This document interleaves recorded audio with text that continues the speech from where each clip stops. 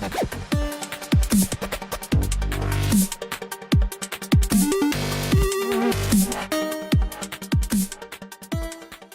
it going, everybody, and welcome to another Wakai comic production. And today we're going to try something new, ladies and gentlemen. I want to talk about something important to me, which is Dragon Ball. You guys know that I love Dragon Ball. I'm a huge Dragon Ball fan.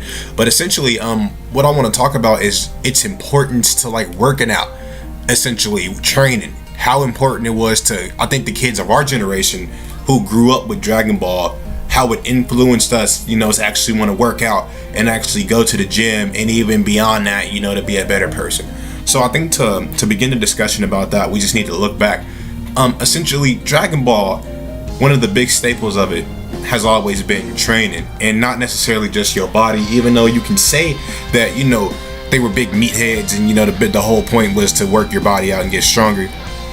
At a base value, you could say that, that's kind of true. But for those who really like the series and who have been following the series from the beginning, and who actually pay attention, to development and mental development, and as more so than just like whose power level is rising, you see that there's a trend. It's also about bettering oneself. You know what I'm saying? Like, it's about looking at yourself and also training your mind to also become stronger. And I've always admired that so much about Dragon Ball.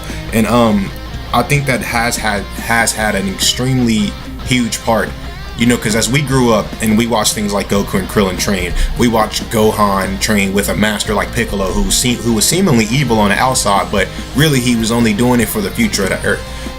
We grew up with that, and we got to see that type of tough love, and how that type of punishment on your body, excuse me for not using a better word, but that's what it is, that punishment on your body and that discipline in your mind will eventually raise you to a point beyond, your original limits. And that's super important. That was a super important message that I think that we got as kids that a lot of people don't get anymore. Because like I said, there's a lot of anime out there that essentially focus on, getting stronger so you can beat the next opponent. But Dragon Ball took it to a whole nother level where it was more so like, we have to get stronger in order to defeat ourselves. Goku had to defeat his own limits more so than the power levels of others in order to progress. He was his own worst enemy in a sense, and once he surpassed his own power limit, essentially there was nothing that he couldn't do. At the time, he was amazing, and he would put himself, his friends, and even like more so his enemies in awe by the progress that he can make simply by believing in himself, sticking to like a regiment, and using one's body as to how it's supposed to be used, treating it like a temple, and having a good attitude while doing it, being a good person, and fortifying your mental, stability and your mental health, I guess you would say. That's core at Dragon Ball. That's kind of the main, besides, good would prevail against evil and all that. If you really look at it, the core value of Dragon Ball is if you continue to train, and if you continue to hone these skills and hone your body and hone your mind, you will eventually reach heights what people thought would never be possible. And like I said, man, such an important message to have. And as kids, we got role models that embodied that so much. Essentially, Vegeta, I would have to say, is the number one person that represents that. You look at Vegeta as a character, and on base value, he's not the type of character that a kid would really aspire to try to be like, dude. He's jealous. He's evil, essentially, until like he comes through around to his change of heart. But like, there's one thing about Vegeta that everyone admires that you cannot deny, and that's his persistence, and that's his ability to work on himself, and even to a point to work on his mental. Like, he can do things that other people can't simply because he can take the punishment, and he will work to be able to do that. Yamcha, as you can see, he couldn't handle it because he didn't have that type of work ethic inside of him that to earn. He thought he can just go grab it.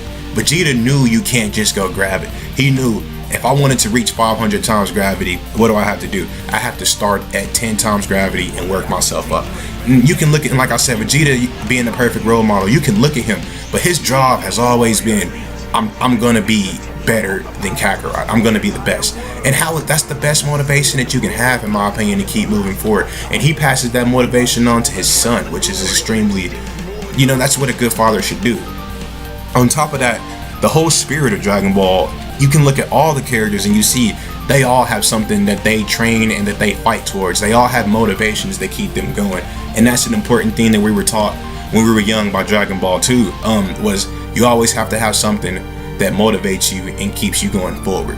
You know, like if you got to go to that gym every day, you have to have a reason why, whether it be like family, you know, or it be just you want to be a better person, you know, or if you want to actually be a better fighter, you know, if you want to be a stronger person, you have to keep at it every day.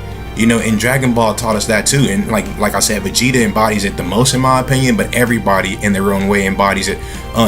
You know, even Gohan, like he gave up training, but he still did whatever he could for his family in order to, you know, to be what his mom wanted him to be, and you know what Videl and Pan, you know, would see in a great father and a great husband.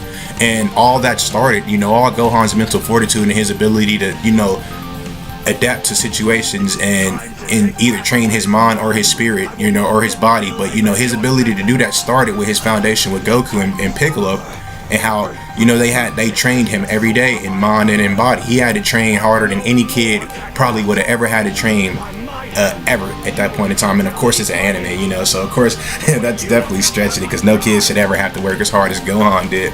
But Gohan, growing up with him while watching Dragon Ball was the perfect motivation for, as we got older, to, you know, to get in the gym and to pursue the things that we love, you know, try to sculpt our bodies and try to become stronger, and also, you know, try to overcome those bumps like the training with Piccolo, because you would see that Gohan got stronger. He got stronger. He achieved Super Saiyan. He got stronger than that. He kept going, and the reason why is because he kept training his body, kept training his mind, and he kept going past when, you know, he really should have quit. Being an 11-year-old boy in a time chamber with Goku, you know, like that's a lot to handle. But that's essentially the same thing as being a guy who's overweight, and you go to the gym every day and you see people in the gym who are just, you know, they're already fit and they're lifting all type of stuff, man, and you can't really do anything and none of the girls are checking you out. But you know that you can eventually reach that point and become Goku. You know, and even though you can't essentially become a Super Saiyan in real life or anything like that, you can achieve a path in your life where if you continue to do these things that you know you're inspired to do by Dragon Ball, the working out, you know, the everything like that, eventually you'll start to feel as if you can do these things. If you can swing 40 tons around, you know, if you can turn Super Saiyan, if you'll start to feel impressive, you know, in the way that Goku impresses people whenever they come around, because you essentially do the same thing that Goku has done by you follow a regimen and you hold dear what's important to you, and you know your body is important and your mind is just as important as well, you know. And that's an awesome thing that I think that Dragon Ball just shows. Like anybody metaphorically can become Super Saiyan if they put their mind to it enough, if they keep at what they're trying to do. You know, it just takes that persistence. And my generation, we were taught that by Dragon Ball. I think a lot of people learned it another way, but we saw Gohan grow up, and you know, that's kind of how we learned it. And we still have trouble applying that, you know what I mean? Like I do, you know. This is just a video, you know, basically to describe some of the things that I just realized, you know, while growing up. But I still have problems like being persistent, you know. I go to the gym, and I will admit, like my main motivation to ever even started going to the gym was Dragon Ball Z. That was my main motivation. And whenever I don't go to the gym, it's almost like that meme of Dexter when he looks in his locker and it's a picture and he's like, I failed you, and it's just like it's a picture of Vegeta training. Like, dude, I should have went to the gym, because like Vegeta doesn't miss a day, you know what I mean? Like Vegeta trains every day, and that's why he's the Prince of all Saiyans, and he can back it up. You know, like you can't, if you don't put in your all like Vegeta, then you're not going to receive results like Vegeta. And that's all it really is, man. That's what Dragon Ball told us. If you want to defeat this thing that's in front of you, this so-called opponent that's in front of you, you got to go train for it, man. You got to, and whether that be hitting the gym, whether that be meditation, you know, to train your own mind, whether that be any form of mental training, you have to go do it in order to overcome, you know, that barrier. There has to be, in order to jump that fence, you have to be able to develop your leg muscles in order to jump. Is basically a good analogy to knock it off for you guys.